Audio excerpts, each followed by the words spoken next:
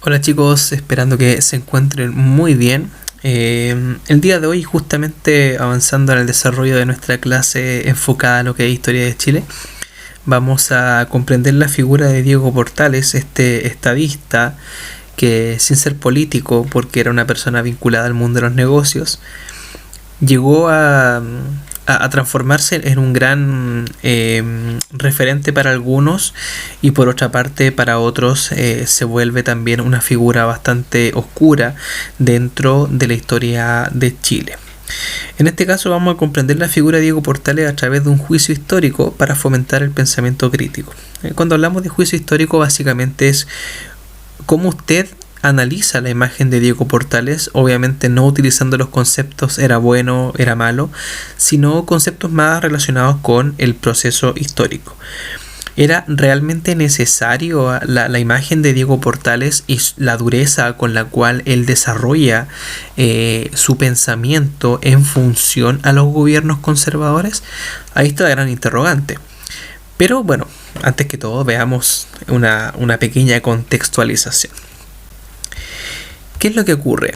Bueno, antes de que hablemos de Diego Portales, tenemos que entender que después de la independencia de Chile se da una confrontación bastante fuerte entre diferentes posturas. Básicamente, que estas posturas planteaban cómo debía gobernarse el país. Porque por un lado tienes la independencia de Chile, pero por otra parte no sabes cómo gobernar, no sabes cómo dirigir el país. Y esto genera una serie de problemáticas, sobre todo al momento de definir cuál va a ser la forma de Estado que se va a plantear. En la tutoría que tuvimos hace unas clases atrás, planteamos justamente ese tema que tenía que ver con el Estado, ¿cierto? Y la nación. ¿Qué es lo que determina qué? ¿El Estado a la nación o la nación al Estado? Y en este caso, en el caso de Chile, justamente el Estado es el que toma el control de la nación. Pero por otra parte también tiene que ver cómo va a ser la forma de Estado, cómo va a ser la forma de gobierno. Y eso va a generar muchos conflictos, y el más importante de todos va a ser entre la doctrina o la ideología de tipo liberal y la ideología conservadora. Obviamente estos conflictos van a trasladarse a la arena militar, porque en aquella época los grandes líderes de diferentes bandos eran militares, eran generales. Obviamente habían diferencias entre ellos y esto se resolvía a través de la lucha armada. Finalmente los que ganan son los conservadores. Los conservadores son los que vencen, y tal como señala la historia, el devenir de todos los procesos que conlleva justamente a partir de esta batalla, la batalla del Ircay, donde ganan los conservadores, de aquí en adelante todos los procesos sociales, los procesos económicos y también políticos, obviamente, van a estar enfocados a la mirada de los conservadores. ¿Ya? Es más, de hecho los liberales van a ser excluidos, van a ser exiliados, van a ser perseguidos, y los que van a tomar las riendas del país van a ser los conservadores. Y llegamos justamente a la imagen de este personaje, que es Diego Portales. Diego Portales no es un político, él no llegó a ser presidente, sí fue ministro, fue intendente de Valparaíso también, pero él no quería ser político. Él básicamente era una persona que estaba vinculada al mundo de los negocios, y era una persona que le tenía un profundo rencor a los liberales. Porque cuando los liberales estaban gobernando, Diego Portales tomó el control de unos negocios, principalmente el estanco de los tabacos, de los naipes, los juegos de azar, y el estanco fracasan los negocios de Portales, y los liberales acusan de que Diego Portales justamente es el que no sabe administrar, y Diego Portales acusa a los liberales que ellos son los que no saben dirigir el país y que el problema viene de ellos. Entonces eso va a traer también un rencor por parte de Diego Portales hacia los liberales, y en la guerra entre liberales y conservadores, Diego Portales va a colaborar con los conservadores, va a financiar incluso las tropas conservadoras, e incluso podríamos decir que los conservadores obtienen grandes victorias contra los liberales gracias a los aportes económicos de este personaje. Pero bueno, no nos detenguemos tanto en ese detalle, y vamos a ver justamente cuál es su rol que toma Diego Portales en función a los conservadores, porque ya son los conservadores los que tienen el poder, y bueno, qué rol tiene este personaje. primero que todo provenía de una familia aristocrática chilena, como gran parte de todos los líderes de la época, pertenecía a la élite, obviamente. En Perú funda la empresa de Portales ICEA y compañía, que es justamente la del estanco, la que fracasa justamente en la República Liberal. Y bueno, con el triunfo de los conservadores, o los pelucones, digámoslo así, Diego Portales asume como ministro del Interior, de Relaciones Exteriores y de Guerra y Marina. O sea, él tuvo 3 ministros. Ha sido el único personaje en la historia de Chile que ha sido ministro en 3 cargos al mismo tiempo. Es un triministro, digámoslo así. O sea, es una verdadera eminencia. Y Diego Portales también fue uno de los grandes redactores de la Constitución conservadora, la de 1833. Pero hasta el momento, cualquiera que analice la imagen de Portales dice, bueno, esta persona, ¿cierto? Fue bastante exitosa porque, bueno, logró establecer las bases de una constitución. Era un tipo, un economista, o sea, no un economista, pero una persona vinculada al mundo de los negocios, que si bien fracasó en un momento, por otra parte también con los conservadores tuvo bastante éxito. Ya podríamos decir eso, pero veamos qué es lo que ocurre, porque hay un juicio en torno a Diego Portales. Y este juicio básicamente radica en lo siguiente.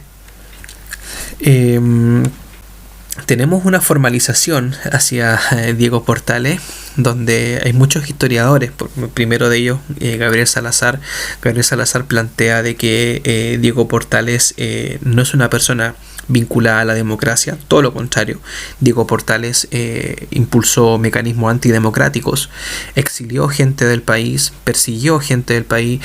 Era una persona que estaba profundamente convencida en barrer del país a ciertos grupos de personas, principalmente los liberales, ejecutar de manera injusta incluso a algunas personas que para él, ¿cierto?, eran considerados como enemigos de la nación, y por esa parte es considerado por esta postura como un líder de carácter autoritario, ¿ya? Por ejemplo, acá dice, en Portales no existió ninguna opción republicana ni una democracia, ignoró la soberanía popular y los proyectos constituyentes nacieron de ella. Ignoró el diálogo con los enemigos políticos, la amnistía para los ciudadanos opositores, y aplicó penas máximas contra los que discreparon y se rebelaron. Claramente, o sea, si en aquella época tú planteabas algo en contra de las ideas que Diego Portales tenía, el gobierno podía arremeter en contra tuya.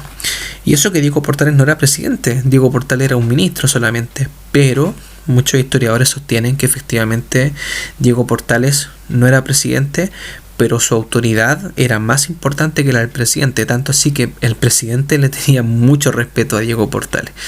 A ese nivel, era un sujeto bastante influyente en la política del país. Esa es la palabra que yo ocuparía, un influyente. Acá tenemos otras visiones de otros historiadores. Tenemos el caso de Sergio Villalobos, donde él plantea que justamente Diego Portales no fue un hombre honesto, sino un traficante sin escrúpulos, ¿cierto? No fue un estadista, él fue un dictador cruel e implacable. Fíjense las palabras que ocupa Sergio Villalobos para acusar, ¿cierto?, a Diego Portales. Ahora, Diego Portales dice que Sergio Villalobos plantea que Diego Portales es un mito creado justamente por la clase alta de aquella época para justificar ciertas cosas. Por otra parte, tenemos otras visiones que vamos a analizar a continuación. ¿Cuál es la defensa que tenemos acá de Diego Portales? Bueno, como todo, ¿cierto?, también tiene derecho a una defensa, y en este caso la defensa apela que justamente Diego Portales es el personaje de la historia de Chile que le da forma al Estado Nacional, y a la vez también le da cierto marco de regulación al Estado. ¿En qué sentido? Le da estabilidad de carácter política, de carácter económica, le da un orden de tipo constitucional, lo que plantea Edwards y lo que plantea este historiador, ¿cierto?, justamente de que la estabilidad del país de aquella época se debe justamente a la influencia de Diego Portales. O sea, Diego Portales fue el gran influyente, según Edwards, en la formación de Estado. O sea, el Estado no existe después de la independencia, sino que hay un proceso de revoluciones, ¿cierto? Y el Estado se comienza a formar con Diego Portales. Eso es lo que plantea Edwards. Por otra parte, ¿cierto? Tenemos acá la opinión de un columnista que plantea que Diego Portales es un gran intuitivo, que poseía una personalidad avasalladora, tomaba decisiones sin vacilar, con gran firmeza, ejerció el poder con autoridad incontestable y segura. Su lema parecía ser: yo asumo toda la responsabilidad del poder y para ello me tomo toda la autoridad. Chile venía saliendo de un periodo de 7 años de vacilaciones, ¿cierto? De inestabilidad, de caudillismo, de teorizaciones ingenuas, de torpeza, de falta de sentido. Y bueno, el pulso firme de Portales se hizo cargo de la situación.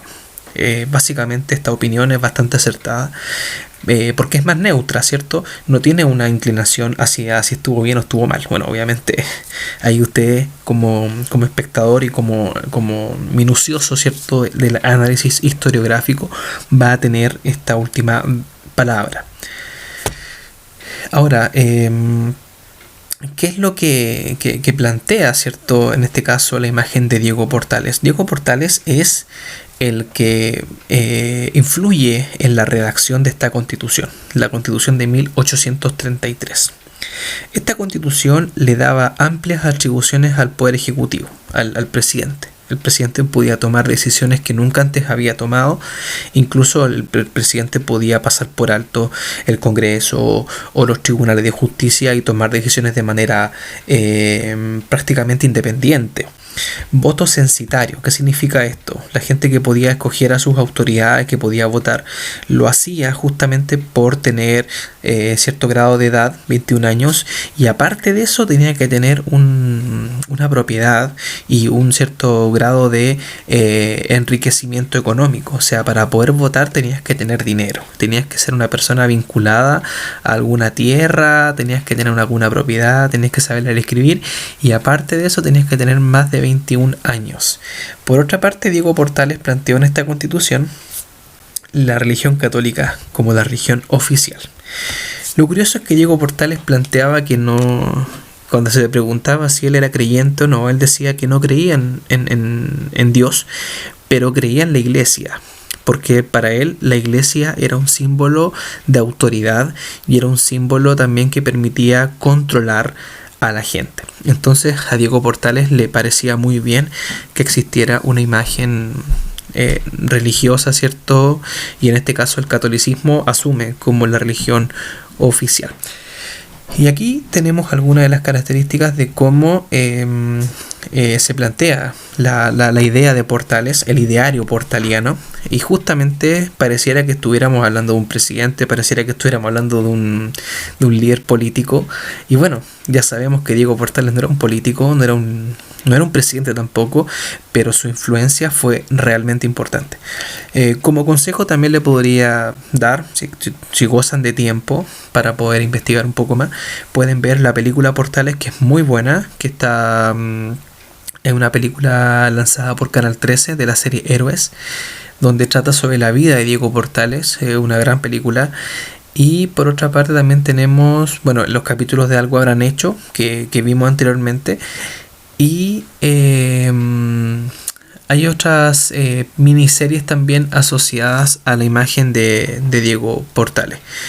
Más que todo para que se puedan nutrir un poco más si gustan. Pero por ahora les dejo acá la tarea, y es justamente cómo ustedes analizan y ven la imagen de este gran personaje que es Diego Portales. Bueno, chicos, sin más que decir, los dejo. Espero que les haya servido este pequeño análisis e instructivo, y les dejaré también la actividad correspondiente para poder avanzar en el desarrollo de la clase. Esperando que se encuentren muy bien, me despido. Un fuerte abrazo.